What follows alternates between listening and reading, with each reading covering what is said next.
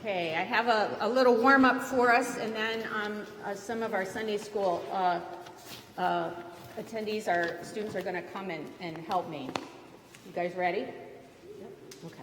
All right. Let's see, where are we? Okay, so Sunday school is beginning next week a study of the book of Isaiah. Pretty exciting. And since we have a reading today from Isaiah chapter, what is it, girls? 60. Yeah. Some of our students are going to help us look over this reading, but I'm going to give you a little background first.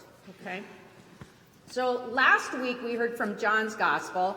I wonder if John was thinking about this reading from Isaiah when he wrote this: "The light shines in the darkness, and the darkness does not overcome it." Have you ever heard that before? Yeah, it's pretty popular, famous. Okay, so the light shines in the what? And the darkness does not over the light. Okay, so you're going to remember that. Okay. Isaiah declares in the passage that we have today from chapter 60 that the light will prevail even in the hardest of times. But what were the dark times in that the passage was addressing? Well, about 600 years before Jesus, there was a calamity, a disaster. Jerusalem was invaded by the Babylonian army, and thousands of Israelites were captured and forced to leave their homes and live as captives in Babylon, 900 miles to the east. It took 4 months of walking to get there. And even worse, their homes and their temple and much of Jerusalem was destroyed. Their captivity went on for close to 70 years. And if you want to know what it was like in Babylon for the captives, you will have to study the book of Daniel, which you are going to do after you're done with Isaiah. I'll call later, Emmy. Okay. But their captivity did finally come to an end. The Babylonians themselves were invaded by the Persians, who were even further east. We're basically talking Iraq and then Iran. And Cyrus the Great, he was actually pretty great, came through, and the Israelites in Babylon now had new captors, but these were different. This was a different group of people, different empire and army, and Cyrus the Great sent everybody home, said, go to your homelands and practice your own religions. But remember, it's great news, they can go home, but this is 4 months of walking. 4 months, okay? And remember, everything had been ruined by the Babylonians, so when our passage was written by Isaiah, got too many papers here. When our passage was written, the prophet wants to tell a discouraged people that God's light is shining even when they have no homes, no temples, and a ruined city.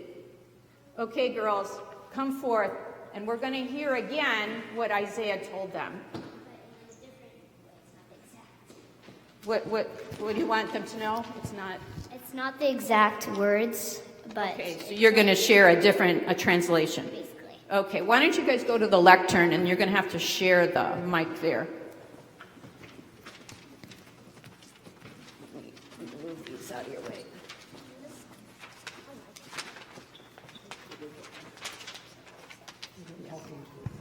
Get out of bed. Okay, Emmy, they're not going to hear you unless you talk right into the mic.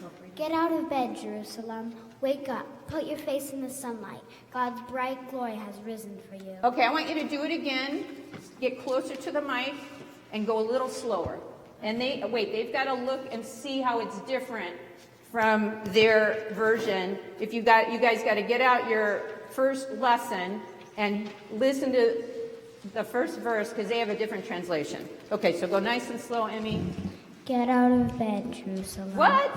Is that how you tell people to get out of bed? Okay, get out of bed, Jerusalem. Wake up, put your face in the sunlight. God's bright glory has risen for you. Okay, so, and then we're going to the second verse, right? The whole earth is wrapped in darkness. All people sunk in deep darkness. But God rises on you. His sunrise glory breaks over you. Nations will come to your light. Kings to your sunburst brightness. Look up, look around. Watch as they gather. Watch as they approach you. Your sons coming from great distances. Your daughters carried by their nannies. When you see them coming, you'll smile, big smiles.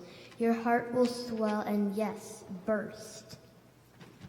All those people returning by sea for the reunion, a rich harvest of exiles gathered in from the nations.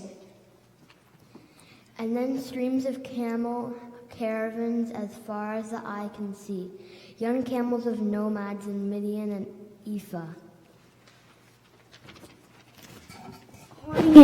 Pouring in from the south, from Sheba, loaded with gold and frankincense, preaching the praises of God. Oh, lovely. Thank you so much. Can we have a hand for our readers?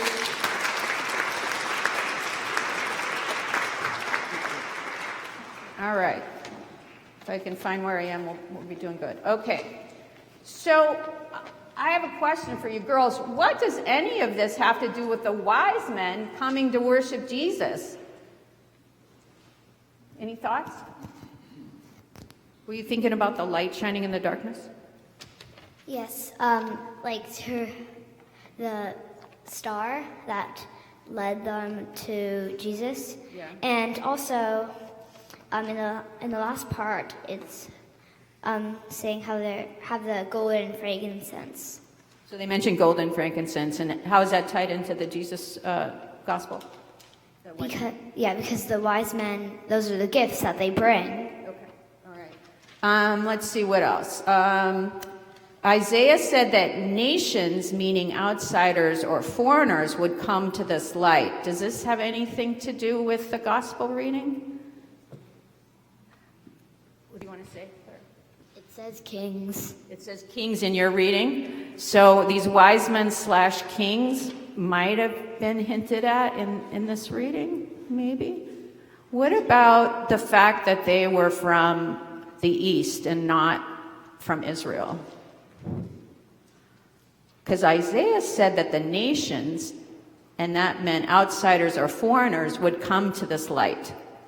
Does that have anything to do with the wise men? Because where were they from? From the east, far away. They were probably related to the Cyrus the Great people, the Persian Empire. Isaiah said that those from other nations would bring gifts, gold and frankincense, and shall proclaim the praise of the Lord. Does that sound anything like the wise men? Yeah.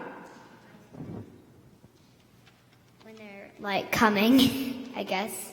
What did they do? They brought the gold and frankincense. Yeah. Praising. And then what did they?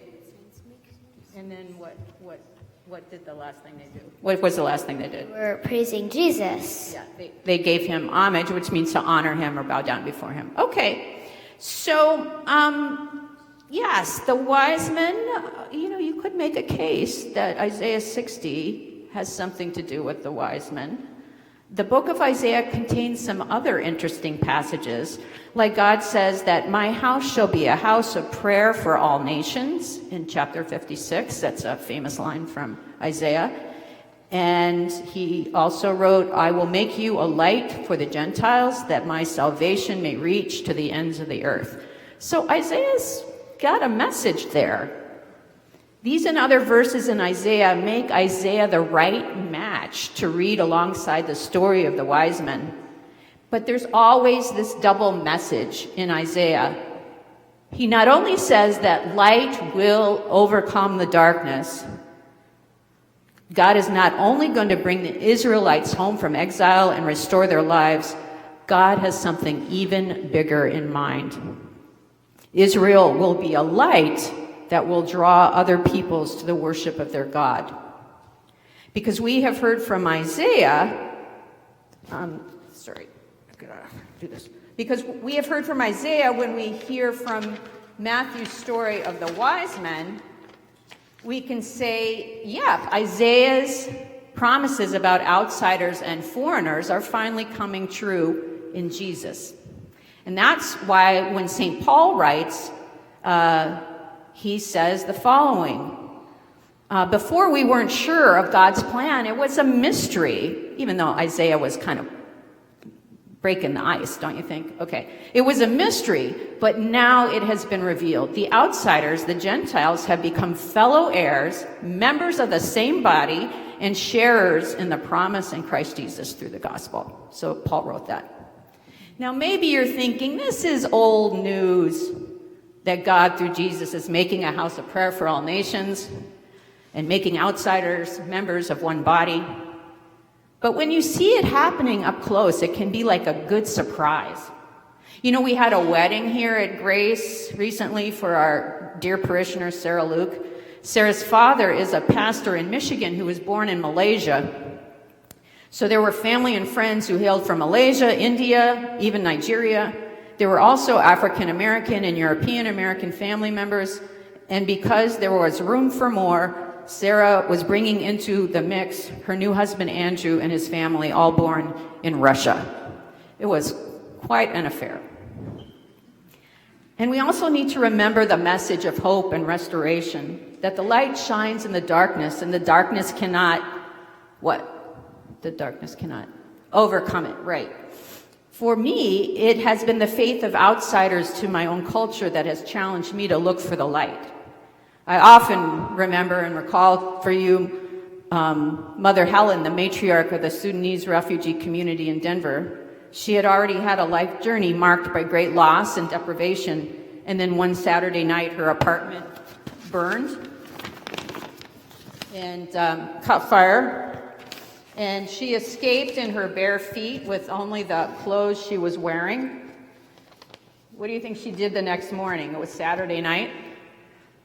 Can you guess? She went to church. She borrowed a pair of shoes. She was the lector at the cathedral in Denver, and she was not going to let a fire get in her way of her service to God, a God who had seen her through much worse. And kids, don't you think that you don't have a place in shining God's light? I remember when Mother Helen was speaking at our coffee hour in Cortez. I don't know if you were there, Bob Pyle, or not. She had a hair-raising story about the day government troops violently attacked her village and they had to flee on foot, the day she became a refugee. And then one young boy made his way through the adults and walked up to Mother Helen's chair, climbed in her lap, and gave her a big hug. Now I was baffled by this. I didn't think any of the kids were paying any attention to Mother Helen. Afterwards, when I asked him why he had done that, he said, her story was so sad that I wanted to comfort her. In Helen's recounting of a dark time, the little boy was the one who brought the light. That's what Isaiah was talking about to those ancient refugees returning home from Babylon to heaps of rubble. God's light is brighter than your despair, and even more than a match for your present circumstances. And that same light shows up in the Gospel of Matthew. The wise men know that the light is for them too. So let's give thanks for the light that cannot be overcome, for the light that is for us all, and for the light we even sometimes carry.